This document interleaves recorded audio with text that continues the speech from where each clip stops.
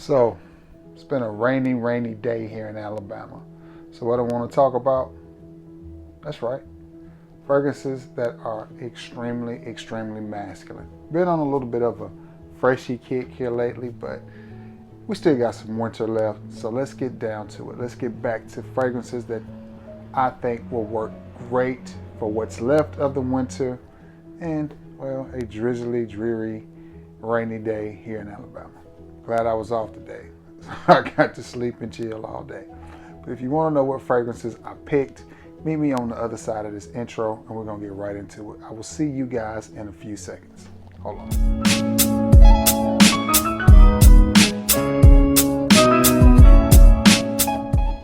What's going on, everybody? You guessed it, it is your boy Trey Sense, and you already know we got a little bit of a video, a little bit of a discussion. You know how we do it here on the channel. But before we even get into this video, got something I need from you. I need you to like this video. I need you to share this video. And if you haven't already, I need you to consider giving me a sub. And after you've done all those things, I need you to hit the icon bell so that you will be one of the first to know every time I upload a video. Also, got to get this out of the way as well. Giving away a bottle of Coach Platinum, the drawing. I will probably do that video Friday night and you guys will see it Saturday. So be sure to enter into the drawing. All you gotta do is let me know you want to be entered in. So that's that. All right, now with that being said, no further ado, let's get into it. We still got some winter left, and especially for those of you who live above the Mason-Dixon line, y'all got a lot of winter left. Y'all still got to go through the rest of February, all of March, and all of April. For us, we got to get through the rest of February and the first part of March, and then it's pretty much smooth sailing for us. But anyway, so what I have here are some very masculine, some very manly fragrances, gentlemanly, however you want to spell it. How they compare to each other and where they're different, and which occasions I think they would be best to wear them. You ready? Let's get it. The first one is one I just got into my collection. I have wanted this fragrance for a while, but the price was always extremely high on it, and I got this one at a good deal, and it is Polo. Polo Green, or Polo. I think this is the original scent from Polo, so I guess this would just be called Ralph Lauren's Polo. Now, I'm not gonna put this in the air. I have it on skin. Green, spicy, earthy, mossy goodness is what I think of this fragrance. Is it for everybody? No. No, everybody's not going to be able to pull this off, and hey, that's fine. That's fine. That's perfectly fine. It is a very strong fragrance. It is very polarizing. It is very potent. It's one of those fragrances when you wear, people are going to instantly recognize it. Everybody's not going to like the way it smells. Me personally, I love the way it smells. To me, this smells like a lot of different fragrances from the house of Amouage that people pay a great deal of money for. Not that this is a cheapie, because this bottle is going to cost you anywhere from 50 to 70 bucks for this size. So it's not a cheap, inexpensive fragrance. Nothing from the house of Polo is, but nonetheless, I like it. I like the spicy, the mossy, the earthiness that it brings out. That's exactly what I like about the house of Amouage. So does this fragrance have niche quality? In my opinion, yes. It's very strong, very potent fragrance. The occasion to wear this, in my opinion, the colder, the better. This is not a scent profile that I can see myself wearing in the heat. It has to be cold or rainy. Maybe I could see myself wearing it on a rainy day. Not 1,000% sure, but definitely has to be cool. Not pulling this out in the Alabama dead of the summer, 90-degree humid heat. I'm pretty sure a bird or an animal would think I was a tree and pollinate me. And I'm just not going through that. I'm not going to put myself through all of that. Plus, it is very strong and very potent. So 1 to 3 sprays of this bad boy is all you will need. Pick a spot. I say maybe middle of the chest if you're going 1 spray. If you're going 3, middle of the chest, back of the neck, and then wrist. 2 sprays, middle of the chest, and then wrist, and I think you're gonna be good with this one. Polo Green, and I like this scent. one that I feel like it is very comparable to on this list. This one may be a little bit smoother, a little bit more refined. It is from the house of Paul Sebastian, and it is Fine Cologne. Same scent profile. Yeah, but this one is a little bit smoother, a little bit less harsh, a little bit more gentlemanly, a little bit more wearable than the Polo Green. But yeah, and a little bit less mossy, but more spicy and a lot smoother. Guys, this one right here, I don't understand why more people don't wear this fragrance. This one is sexy, seductive, smooth, confident, just easy. Just easy. It doesn't come across as if you're trying too hard or you wanting to be noticed. It actually comes across like, hey, I'm confident. I know I smell good.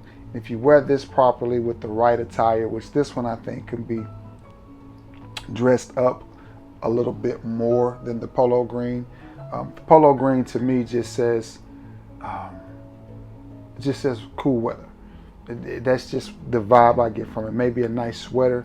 This one I could actually see being worn with a suit jacket, maybe even a tie. It just has a little bit more savoir-faire to it, and that's hard to say because Polo makes good smelling fragrances. Their performance is not the best, but that's one that actually performs good. But if I gotta compare the two, I think I like this one just a tad bit better.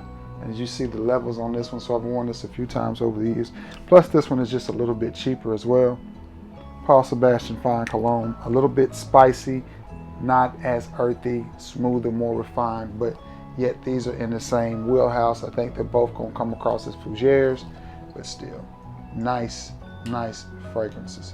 Staying in that line, but again, staying super masculine, but staying slightly fougere, slightly barbershop, which there's nothing barbershop-y about Polo Green. It's straight fougere.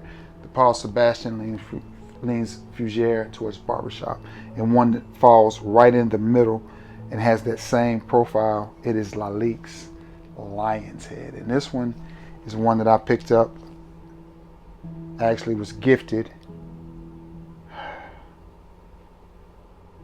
over the Christmas holidays from the lovely Julie, and I can't stop smelling this fragrance. It just smells really good, and I'm not going to waste the spray. I'm going to put a little bit on skin here. I think I had a discussion with some of the guys, and we were trying to decide whether Lalique was a niche house and Mont Blanc was a niche house.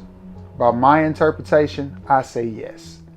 And here's why. Because they don't do fashion. Now, I understand Mont Blanc makes some watches, but still, they're high-end watches. So, to me, by definition, houses like Lalique and Mont Blanc are niche houses. Lalique does not do fashion. They do glassware and crystalware, and that crystalware is tens of thousands of dollars.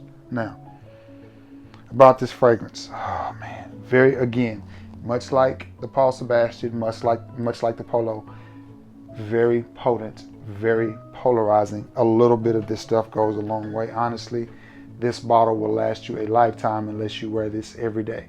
But it is very masculine, but it has something about it that's sophisticated and sexy as well.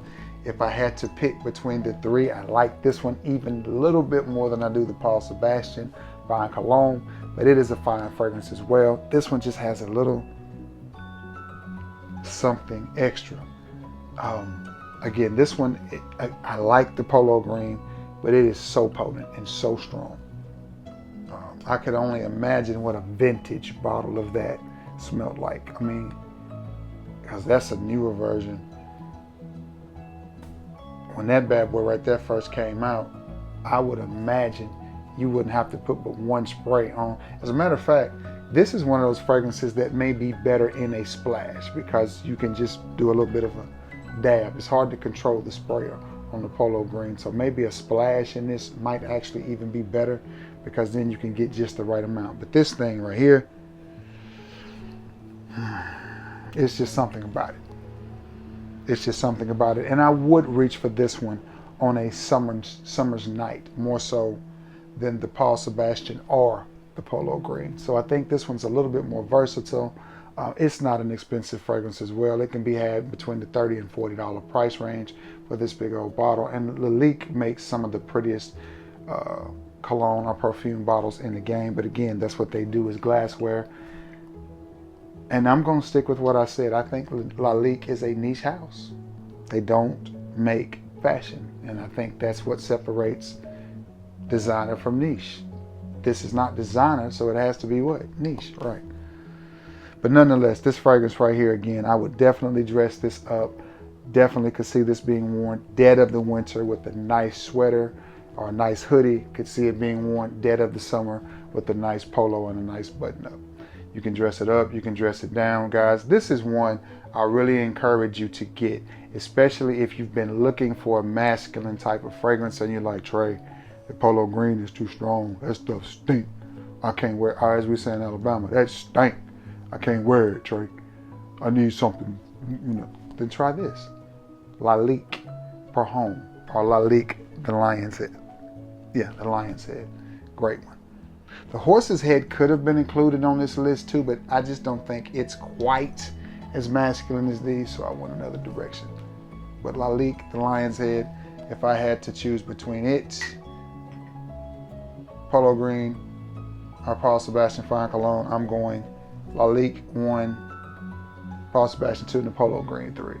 Now, if it's 15 degrees outside and for some insane reason I'm having to leave the house, I'm going with the Polo Green. Just saying. Middle of the summer, definitely reaching for the Lalique. More of the spring or evening type temperatures, I'm going with the Paul Sebastian. That's your boy's.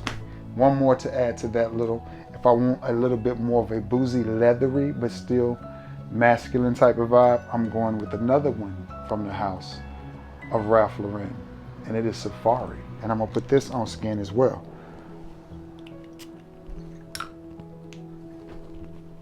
Give it a shake there. The only thing I don't like about this fragrance is the performance. I like this bottle. It is smooth, it's leathery, it's slightly boozy, it's classic. It has a great scent profile. It smells really, really nice. Again, it's one of those fragrances that 2 or 3 sprays is all you're gonna need, because if you spray yourself 50 times with this, it's not gonna help the longevity. All you're gonna do is choke yourself out.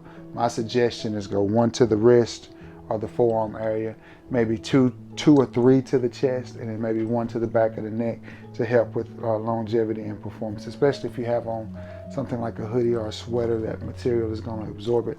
Or even if I wear t-shirts under just about everything I wear, even my t-shirts, I wear t-shirts under them. So spray that a little bit, and that may help with longevity as well. But this one to me is more of a indoor, cozy, office, cuddly type of scent, because the performance on it is not good. It's not a performer, it's not a projector, it doesn't have hours of longevity, so it sits a little bit closer to the skin than the aforementioned Lalique, the aforementioned Polo Green, and the aforementioned Paul Sebastian. So this one would probably come in on the tail end of it, but the scent profile on it is just as good. It's just a little bit different, moves in a slightly different direction. Man, I hear the sound of that rain on that metal roof.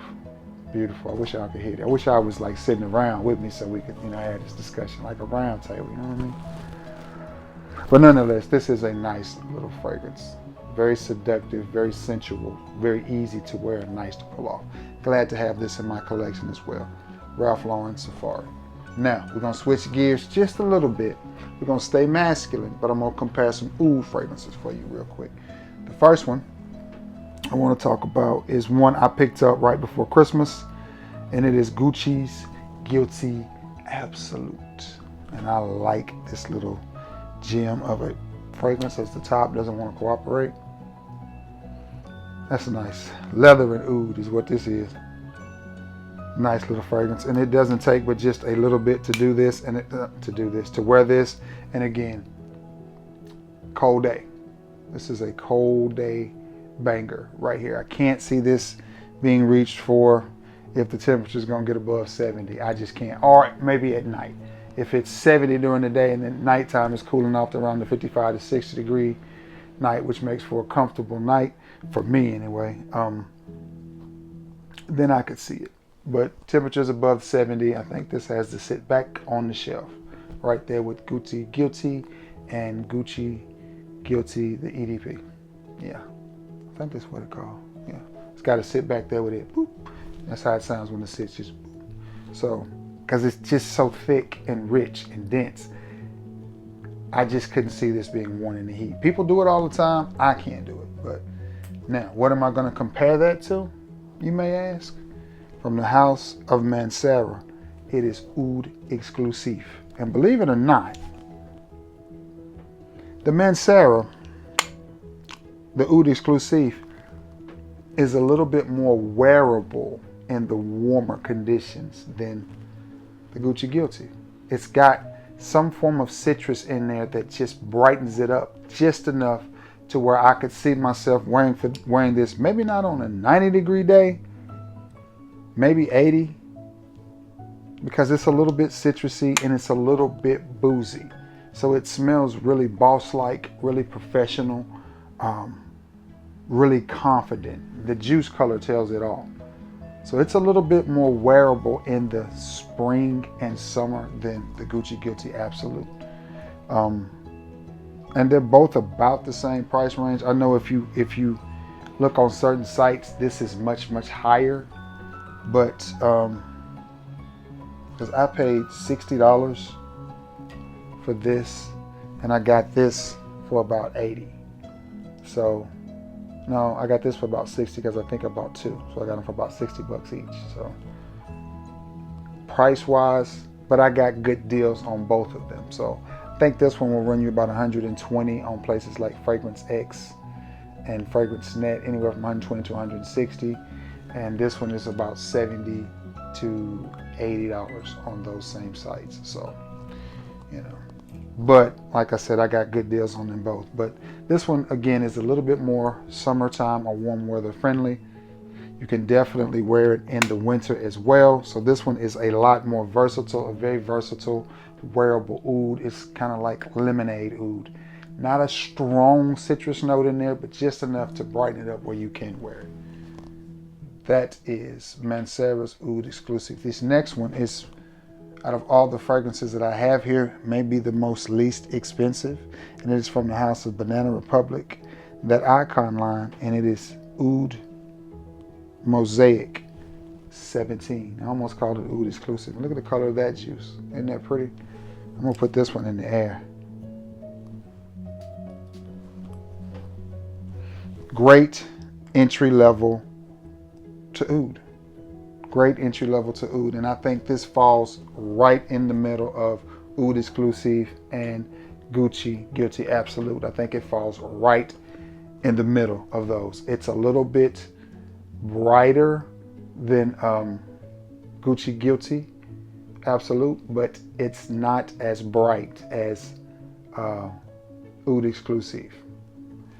It doesn't smell quite with the same quality of either one of those, but it doesn't smell cheap and inexpensive either. Again, this is one I would lean towards more wearing on a cooler day or an evening. Again, this is not one that I would wear in the hot part of the day, simply because, and this may sound funny, people may mistake it for must and our body odor, because oud can be that way. So depending on your chemistry, your body, how it does, be careful. I'm fortunate because fragrances sweeten up on my skin, so when I wear a dense, rich fragrance like this, it comes off just a little bit sweeter, so I get a little bit of a break. But anyway, Oud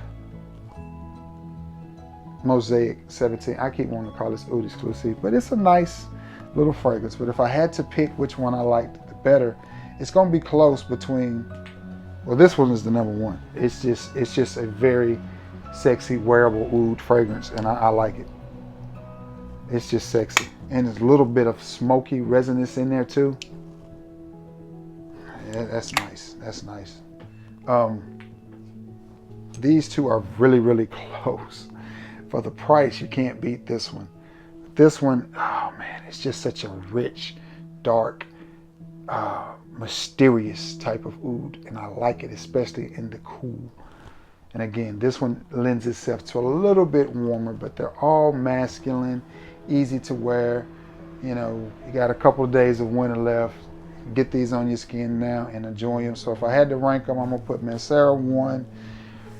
I think I'm going to go Banana Republic 2 and Gucci Guilty 3. Not that I like any of them more than the other, with the exception of the Mancera. It's kind of shining a little bit, but it's the citrus in there that just brightens it up and makes it more wearable. But nonetheless, all of them are good fragrances. All 7 of them are good. Good options for people who are trying to muscle up their collection a little bit and just put a little bit of oomph in it, you know, put a little bit of manliness in it. Because everything that seems to come out now is either aquatic or ambroxany. So, or syrupy sweet. So these are the complete opposite of that. So pick you one of these, 2 of these, 3 of these, rock them for the last part of the winter into spring, and let's smell good. Man, listen, I so appreciate you guys stopping by, returning to the scene of the crime. It's greatly appreciated. You already know I love you all. So what I got to do now is get up, take a thumbnail, edit this video, get it ready to go up so you guys can see it. So you already know. Thank you for returning to the scene of the crime. I love you all. God bless you all. Please be sure to be active in the comment section. That is what they're there for. And until next time, guys, peace.